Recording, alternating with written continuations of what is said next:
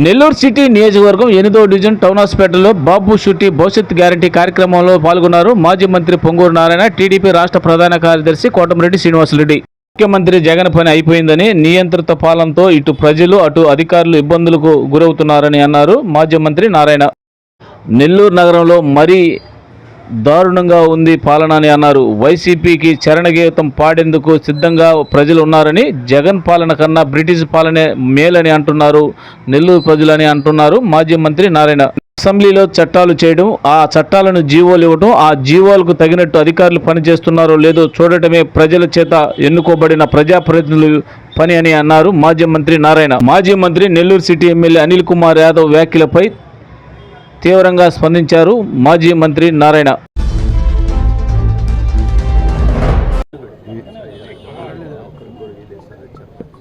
ఈరోజు నెల్లూరులో 6వ డివిజన్ అయినటువంటి ఈ సోనస్పేట ఏరియాలో ఈరోజు యాక్చువల్గా భవిష్యత్ గ్యారంటీ కార్యక్రమంలో తిరగటం మొదలుపెట్టాం. ఈ భవిష్యత్ గ్యారంటీలో ఉన్న విషయాలను అందరికీ వివరించడం ముఖ్య ఉద్దేశం.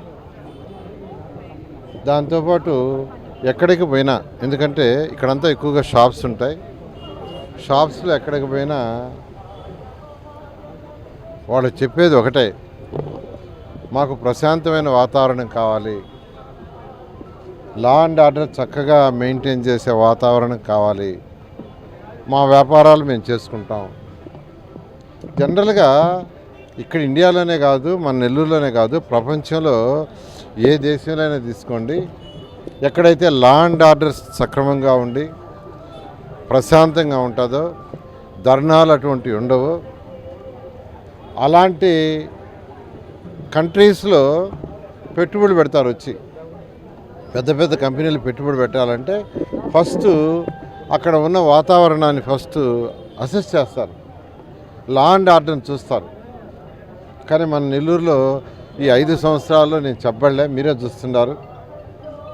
అరాచకం అంటే ఎవరన్నా ఒకరో మాట్లాడినా వాడు తీసుకుపోయి స్టేషన్లు ఇవ్వటం, లేదా వాళ్ళు బిల్డింగ్ బాగా కట్టడం, లేదా వాళ్ళ షాప్కి లైసెన్స్ క్యాన్సిల్ చేయించడం. నిజంగా చాలా దారుణం. ఎంత దారుణం అంటే ఒక 7వ డివిజన్లో ఒక షాప్కి యాక్చువల్గా క్లోజ్ చేయమన్నారు. వెంటనే ఆ హెల్త్ ఆఫీసర్ ఎవరైతే ఉండారో దానికి సంబంధించి వాళ్ళకి నేను ఫోన్ చేశాను, ఏమండి అక్కడ ఏ సెక్షన్ మీద దేని కింద మీరు చేస్తున్నారు, ఫీజు ఏదో కట్టాలంటే ఆయన కడతాడంటే ఫోన్ ఎత్తడు, ఆ హెల్త్ ఆఫీసర్ ఫోన్ ఎత్తడు. ఆయన ఇప్పుడు అపాయింట్ చేసింది నేనే. ఆఖరాకి మావాడు ఫోన్ ఎత్తపోయి ఇస్తే, మావాడు 7వ డివిజన్ ప్రెసిడెంట్ వేణు ఫోన్ ఎత్తపోయి ఇస్తే, నేను ఇప్పుడు మాట్లాడలేను సార్, నేమనుకోవద్దు అంటే ఆఫీసర్లను అంత భయపెట్టేశారు. ఆఫీసర్లని అంత భయభ్రాంతులు చేసేసారు వీళ్ళు. అది ప్రజాస్వామ్యం కాదు. ఆఫీసర్లు కూడా స్వేచ్ఛగా వాడు పని చేయాలా. సరే ఇంకెందుకని తీసుకుపోయి హైకోర్టులో వేసాం, న్యాయస్థానాల మీద మాకు నమ్మకం ఉంది, కోర్టు స్టే ఇచ్చింది, అయిపోయింది. అసలు అంత అవసరమా చెప్పండి? చిన్న ఇష్యూ. అతను లైసెన్స్కి ట్యాక్స్ కట్టాలా, ఈజ్ రెడీ టు పే. సెక్రటరేట్కి పోయాడు, ఏది ఇక్కడ సెక్రటరేట్కి పోతే మాకు పలానా అని చెప్పందే మేము కట్టించుకోము, అది ఆన్సర్.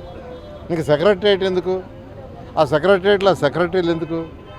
అలా జరుగుతుంది ఈరోజు ఈ రాష్ట్రంలో పరిపాలన. సెక్రటరీ మాకు ఆ నాయకుడు చెప్తేనే మేము ఎంటర్టైన్ చేస్తాం, అప్లికేషన్ ఇస్తాం. ఇదే పరిపాలన? నేను 5 సంవత్సరాల్లో ఎక్కడా ఇంటర్ఫీర్ కాలేదండి. 5 సంవత్సరాలు మినిస్టర్గా చేస్తే నేను ఇంటర్ఫీర్ కాలా, మా వాళ్ళు ఇంటర్ఫీర్ కానిలా. ఆఫీసర్లు స్వేచ్ఛగా వాళ్ళు పని చేసుకోమన్నా, అది పరిపాలన. చంద్రబాబు నాయుడు గారు కూడా ఎప్పుడు ఇన్వాల్వ్ కాలేదండి, మమ్మల్ని కూడా ఇన్వాల్వ్ కావద్దనేవాడు. అధికారులు వాళ్ళు పని చేయనండి, బట్ అధికారులకు జీవోలు మీరు ఇవ్వండి. అధికారులకు జీవోలు ఇచ్చే బాధ్యత గవర్నమెంట్ది. అంటే మినిస్టర్స్ అసెంబ్లీలో చట్టాలు చేయటం, ఆ చట్టాలకు తగ్గట్టుగా జీవోలు ఇవ్వటం, ఆ జీవోలకు తగ్గట్టుగా అధికారులు చేస్తున్నా లేదు చూడటం వరకే మన పని. అంతేగాని మన వాళ్ళకి డిక్టేట్ చేసి జీవోలను పక్కన పెడితే అది పరిపాలన కాదండి. ఈరోజు జగన్మోహన్ రెడ్డి పరిపాలన అలా జరుగుతుంది. అక్కడ ఆర్డర్ వేస్తే ఇక్కడ చేయటం అది కరెక్ట్ కాదు. అది పరిపాలన కాదు. అది మన బ్రిటిష్ వాళ్ళు కూడా అలా పరిపాలించాల. బ్రిటిష్ వాళ్ళు కూడా కొందరు బెటర్గా చేశారు. పూర్వకాలంలో రాజుల కాలంలో రాజు ఏది చెప్తే అది, లేదా రాజు సలహాదారుడి మంత్రి ఏది చెప్తే అది, ఎవరికైనా ఉరికి శిక్ష అంటే ఉరి శిక్ష, లేదంటే లేదు. అదేవిధంగా ఉంది. ఎంతమంది సఫర్ అవుతున్నారు. కాబట్టి అయిపోయింది, ఇంకా కొద్ది రోజులే, బహుశా ఇంకొక 2 months లోపలే ప్రస్తుత నోట్ వస్తుంది. ఎలక్షన్ నోటిఫికేషన్ సంబంధించి ఎలక్షన్స్ ఒక 3 monthsలో వస్తాయి. ప్రజలందరూ ఎదురు చూస్తున్నారు. ఎందుకంటే చాలామంది షాపులు తిరిగిపోతే సార్ రోజులు లెక్క పెడుతున్నాం సార్ అంటున్నారు. రోజులు లెక్క పెడుతున్నాం అంటే రోజులు లెక్క పెడుతున్నాం అనే స్టేజ్కి ప్రజలు ఉండారంటే అది పరిపాలన కాదు. ఖచ్చితంగా 2024లో అత్యధిక సీట్లతో తెలుగుదేశం వస్తుంది. ఖచ్చితంగా ప్రజలకి వాళ్ళు సుపరిపాలన అంటే ప్రశాంతంగా ఎవరి వ్యాపారాలు వాళ్ళు చేసుకునేటట్టుగా జరిగేటట్టుగా చేయడం జరుగుతుంది. ఇవన్నీ పై మాటలండి. ఈరోజు ఎక్కడ వాళ్ళకి సీట్లు ఇచ్చేది, ఎక్కడ వాళ్ళు కంటెస్ట్ చేసేది, తెలుగుదేశం ఎక్కడ కంటెస్ట్ చేసేది, వాళ్ళిద్దరు నాయకులు తప్పితే ఎవరికి తెలియదు. చంద్రబాబు నాయుడు గారికి, ఇటు పవన్ కళ్యాణ్కి, వాళ్ళిద్దరికి తప్పితే ఎవరికి తెలియదు. వాళ్ళు డిసైడ్ చేస్తున్నారు. కాబట్టి వాళ్ళకి డబ్బులు ఇచ్చారు, వీళ్ళకి డబ్బులు ఇచ్చారు చేసేయని ఒత్త అబద్ధాలు. రెండోది అంటే నేను ఇచ్చాననే, ఇప్పుడు నేను యాక్చువల్గా మీకు అందరికీ చెప్తున్నాను, చంద్రబాబు నాయుడు ఏది చెప్తే చేస్తాను. నా మొదటి నుంచి నా సిద్ధాంతం 1993 నుంచి పార్టీలో ఉన్నాను. ఆయన ఏ రోజు చెప్తే చేస్తా. ఆయన ఇది వద్దంటే లేదు, ఇది కావాలంటే కావాలా. నన్ను కంటెస్ట్ చేయమని 6 నెలల క్రితం పోయి చెప్పన్నాడు. శ్రీనివాసరెడ్డిని పిలిపించాడు, మా ఇద్దరిని కూర్చోబెట్టాడు, మాట్లాడాడు. ఓకే అన్నాం, వచ్చా, మొదలుపెట్టా.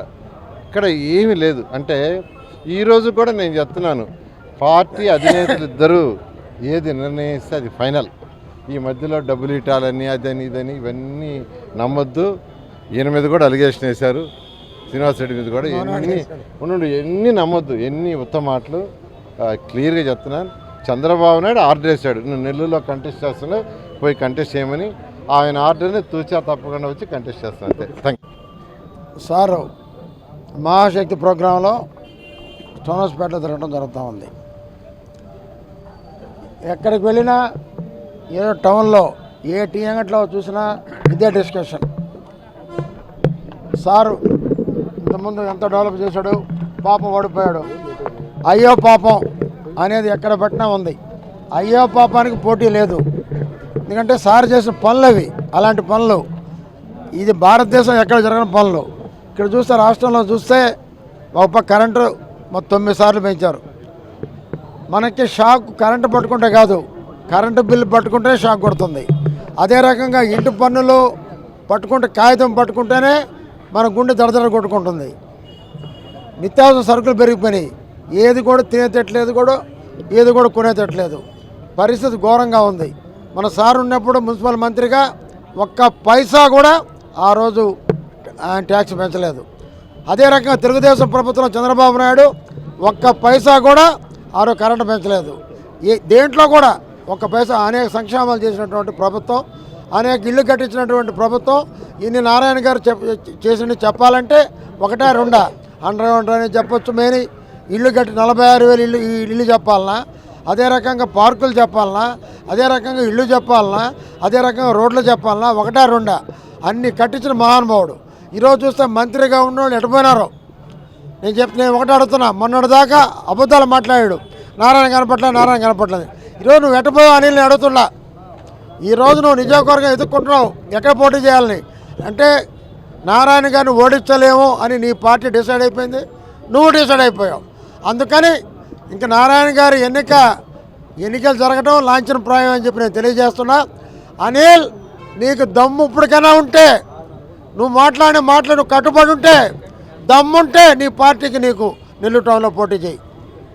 దాదాపు డిపాజిట్ లేకుండా ఓడిపోతామని చెప్పి తెలియజేస్తున్నా. తెలుగుదేశం పార్టీ ఏ మాటనా కూడా సహించం. నేను తీవ్రంగా ఎండగడతామని కూడా హెచ్చరిస్తున్నాం. గత 40 సంవత్సరాల నుంచి ఇక్కడ వ్యాపారం చేసుకుంటున్నాం. నా పేరు సోమశెట్టి వెంకటేశ్వర్లు. తెలుగుదేశం పార్టీ సేన చిన్నప్పటి నుంచి స్నేహితుడు నాకు. పోయినసారి నారాయణ గారిని నిలబడినప్పుడు దురదృష్టం. ఇక్కడంతా మేము పనిచేసాం, ఆయనకి మెజార్టీ వచ్చినప్పటికీ దురదృష్టవశాత్తు ఆయన ఓడిపోవడం జరిగింది.